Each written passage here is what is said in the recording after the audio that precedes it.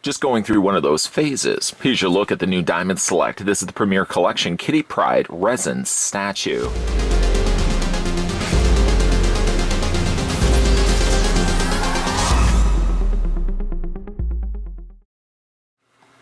At the age of 13, young Kitty Pryde's mutant powers manifested, bestowing on her the ability to move through solid objects, walk on air, and disrupt electrical systems. Recruited by Charles Xavier for his school for gifted children, Kitty became friends with the X-Men and was their de facto youngest member on many of their missions and adventures. After a sojourn in the UK as a member of Excalibur, Kitty returned to the US and rose to leadership of the X-Men. This approximately 12-inch resin statue of Kitty Pryde is based on her comic book appearance and is limited to 3,000 pieces, each with a hand-numbered certificate of authenticity.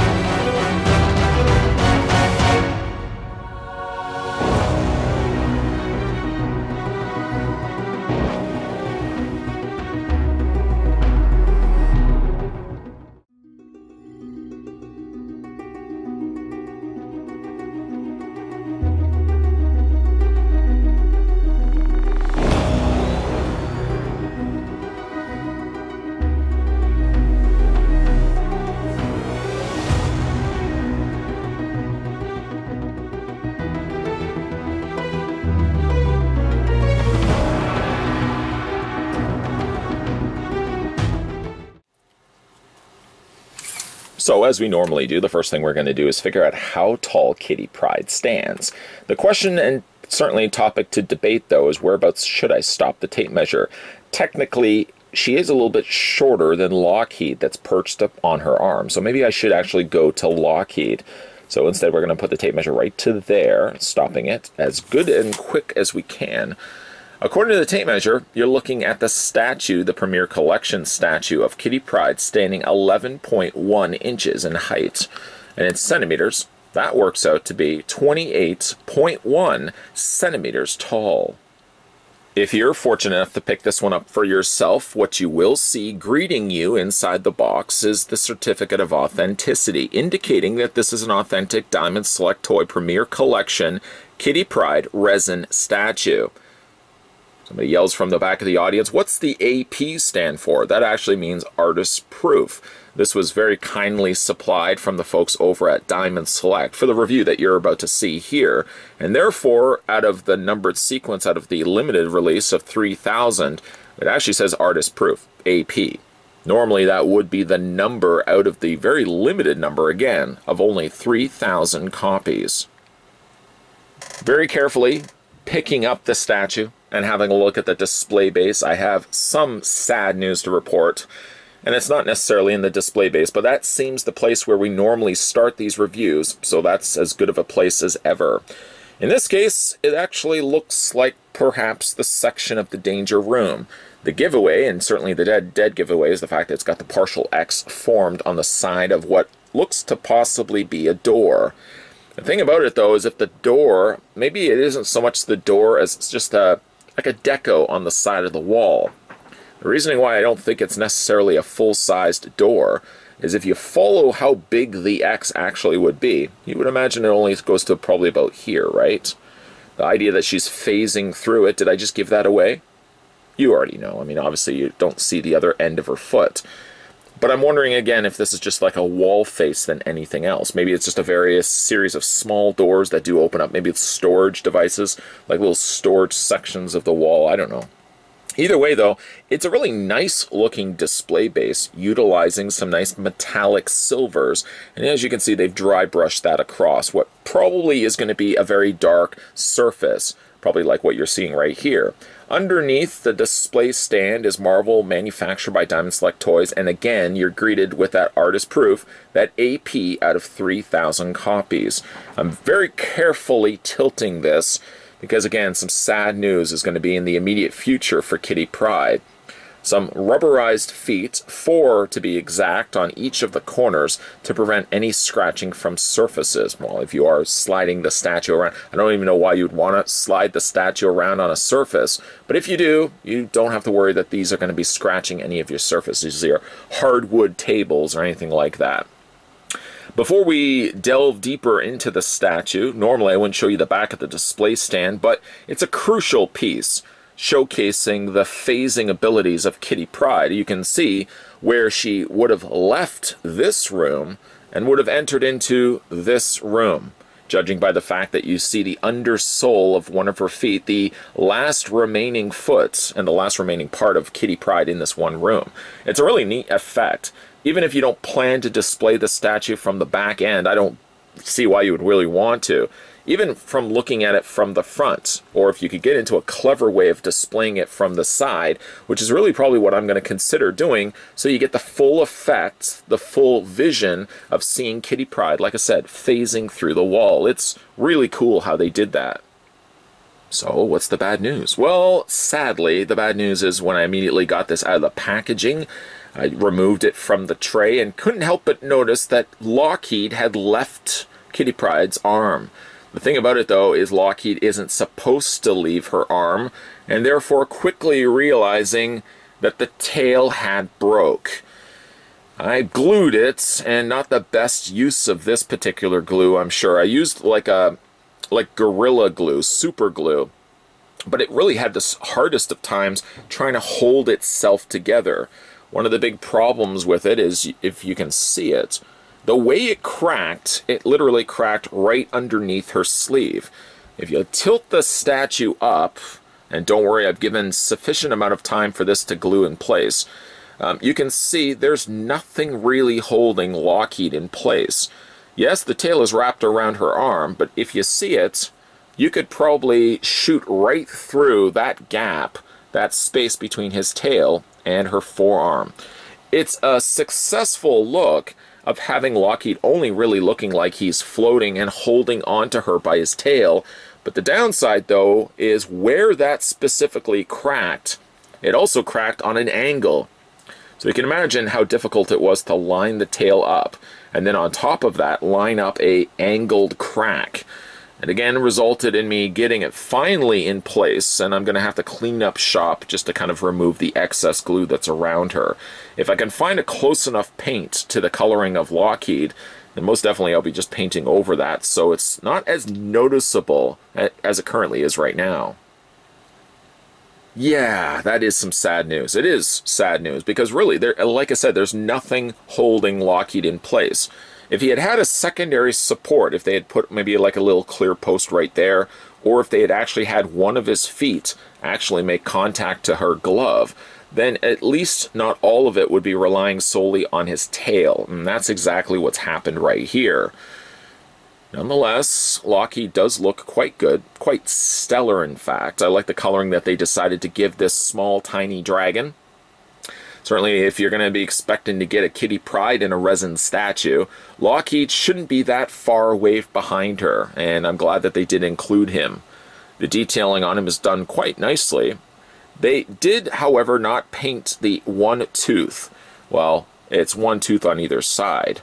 Reason to believe, I would think that this should also be white teeth. The actual, the teeth themselves of Lockheed, I would imagine should be white. Probably just simply a case where they left it off there. The eyes are done very nicely in white paint. Other than that, that's really the only color that inhabits the world of Lockheed's flesh. That's all the coloring that you're really going to get on him. He's a nice looking dragon, but I really do think that there would have been a more safer route, maybe is the best way to describe it, the safest route to probably affix him to her arm. If you are looking to pick up this piece for yourself, and don't let, hopefully, a review where I'm pointing out something that's broken on it be a detractor for you want to pick up this for yourself. I'm a big fan of Kitty Pryde. It's just disappointing, unfortunately, that the one I did get happened to have already a broken tail. For the head sculpt, I'm digging what Diamond has done with Pryde's portrait. A lot of D's and a lot of P's there. They gave her a smile and went the extra mile by adding some additional teeth for a character as playful as Kitty Pryde. I think that makes perfect sense by having visible teeth. It's small, but let me just point out to the fact that I like that they outlined, panel-lined in black around her lips and also in between her teeth and the lips. It's small, like I said, but it's features like this that allow, even from distance shots of statues like this, features like this really do stand out when you just add the small touches, the little small touches of detail, like that panel lining around the lips. While the lining is paneled around her eyes, it's much bolder in comparison. You can see that they've sculpted and painted that so that she's got some eyelashes coming out from the corners of her eyes. Her eyes don't have any reflection necessarily, but they do stand out. And I think one of the reasonings not only for the outlining in the eyes, but they also added some warmer tones to her complexion as well. It's these warmer pinks and warmer reds that really does give some extra much needed life and personality to statues when you pick them up and you add them to your collection. Get a gander at Kitty Pryde's hair as well. It's got a bit of a sheen to it. I kind of wish that that would have been a little bit more matte in comparison, because the light certainly is reflecting off of it. She does have a two-tone effect happening right here, where more a lighter shade of brown is kind of mixed with a dark chestnut brown in sort of the recessed areas of her hair. It really does add for a lot of volume. I know women are all about volume in their hair, and definitely that has a lot of volume when you look at Kitty Pryde's hair here. I realize it would be rather ridiculous to continue talking about Kitty Pryde's hair for the rest of this review, so we're going to move on. Just to sign off on it, though, I really do like the head sculpt on it, and it does lead me to feel, dated perhaps by the opinion I'm about to express here, but I would love to see this Kitty Pryde. Granted, yes, this is Kitty Pryde in her X-Men costume, but dang nabbit, I would love to see this same Kitty Pryde sculpt be used for an Excalibur Kitty Pryde, which would, of course, include the mask, which would include the baggier blue top and the leggings. But I think the sculpt could work just as well. Maybe if anything, she might have had curlier hair when she was the member of Excalibur, but the rest of the statue I think could work specifically with the Excalibur design. I think it could work rather well. Heck, you could even keep Lockheed where he is, though I would probably buy into the idea of adding some support struts or something in between Lockheed and Kitty Pryde's arm, just so you don't have the risk of it breaking like it unfortunately broke here. Needless to say, Excalibur Kitty Pryde. Love to see this as a variant. Anyways, looking at the rest of the statue, like I said, she is done in the classic X-Men colors of the black and the yellow. A very V-shaped yellow kind of running in the middle of her costume. It's a nice touch, but I like also that they added a meshing. You can see it there. It sort of mimics that of a basketball skin. They would manage to incorporate that into her costume. So it's not simply just a black clad costume character. No, they did add some texturing in there as well. Hopefully the camera's also picking up the fact that on the side of the yellow, there's some kind of warmer golden color that they've added to the just to the side, like there's a little bit of airbrush right here, and it looks like there's a little bit of airbrushing that they've added to the top shoulder section of her costume, but other than that, it's pretty much a very light mustard yellow. Even like her gloves share that same color.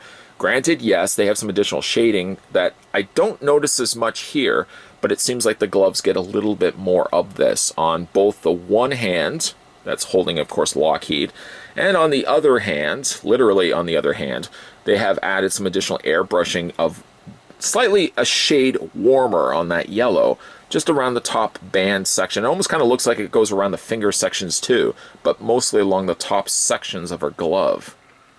Though this isn't the Kitty Pryde that I think of when I think of the character, I'm always thinking generally of the masked Kitty Pryde that was one of the members of Excalibur. This is still a nice looking statue presented by the folks over at Diamond Select.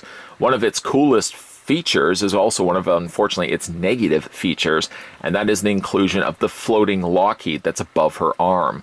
There's just not enough of that dragon touching her that, unfortunately, if you do get this one for yourself, and I would recommend that you do, hopefully you don't run the risk, like I had the risk of opening up the box to only find that Lockheed had freed himself from Kitty's arm.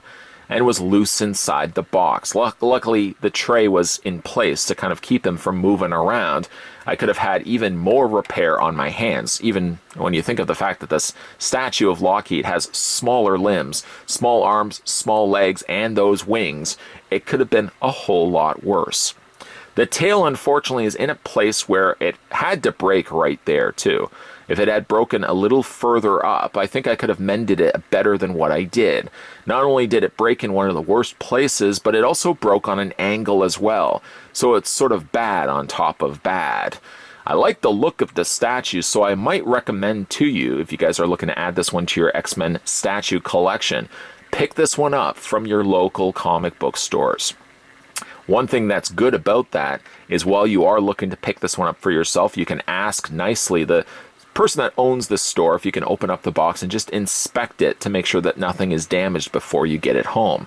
If you run the risk of ordering this one online, then you gamble at the idea of this coming home and it arriving 100% undamaged. If it is damaged, then you're going to have to contact the online store. You're going to have to pack it back up and ship it on their way, unless you want to go through the painstaking time of trying to mend the tail like I did. So, like I said, order this one or get this one from your local comic book stores if you're looking to add this one to your collection.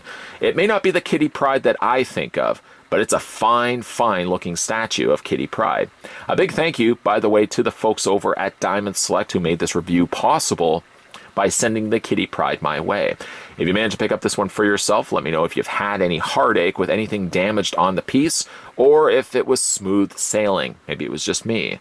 But let me know what you guys think of the statue down below in the comments section. And while you're also down below in the comments section, and you haven't done so already, make sure you hit that subscribe button. There's going to be a lot of videos coming your way, a lot of Diamond Select reviews coming your way, and a lot of statues coming your way in 2020. So keep your peepers peeled for that. As always, thanks for watching, and I'll see you guys next time.